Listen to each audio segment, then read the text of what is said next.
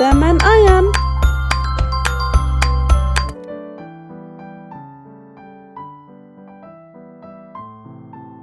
It was the afternoon, and the sun bathed the building in its warm light. Adam and Ayan were finally moving into their new home. It was much bigger than their old house, which means they can finally get a room each. "I want this room," screamed Adam.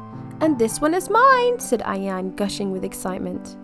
They both jumped in the bed to lay down with their head facing the ceiling as they sighed in contentment. It's now dark outside, which means it's almost bedtime. Adam walks into Ayan's room, hopping from one foot to the other.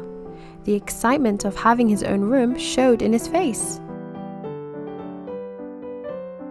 Ayan turns around from looking at the window upon hearing Adam's voice, and she looks at him. "Ayan!" Adam exclaims. "Mum said we have to go to bed now. It's almost 8 p.m. Adam then runs out of Ayan's room and shouts, "Good night! I've read all my du'as and I'm going to sleep in my room now. Alhamdulillah!" Ayan blinks a few times. Ayan sighs, slouching her shoulders as she walks out of her room towards the bathroom. She brushes her teeth and gets ready for bed.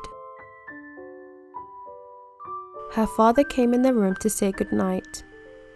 "Make sure to read your night du'as and don't forget to sleep on your right," her father reminds her gently. He kissed her on the head and closed the door behind him. As Ayan lays in her bed, she feels alone and cold. She pulls her covers close and tries her best to fall asleep. "What's that?" she thinks to herself, looking at her door in fear.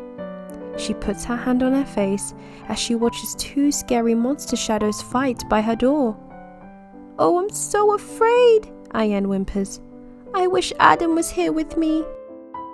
Ayan peers from under her cover slowly. "I'm not scared. I'm not scared," she whispers to herself. She looks at her door again and sees the two monsters fighting ferociously. Ayan sinks deeper into her bed, shaking and whimpering in fear. Across the hallway, Adam is comfortably laying on his bed. He's so happy to be given his own room because he can decorate it however he wants, and he can show his parents that he can sleep all alone by himself. He read all his night du'as and he can't wait to wake up in the morning so he can play with his sister Ayan in this new neighborhood.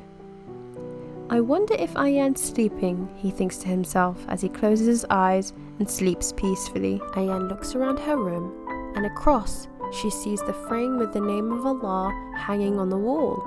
Then she remembers what her mother once told her. "Allah is near, Allah is near. Don't you fear, for Allah is near." Ayan quickly gets out of bed, ran towards the frame with Allah's name on it, took the frame down, kissed it and hung it back on the wall. When she went back to her bed, she said, "There's nothing to be afraid of. Allah is always with me." And with that, she read the Quran, said her night prayers, and turned to sleep on her right, just like her father told her. She closed her eyes and drifted into a sweet slumber with a smile on her face. And that is the end of this story. So children, what can we learn from this? Whenever you feel afraid, remember there is nothing to fear. Why? Because Allah is always near. Sweet dreams. If you enjoy watching Adam and Ayan, please don't forget to like, subscribe and click on that notification bell.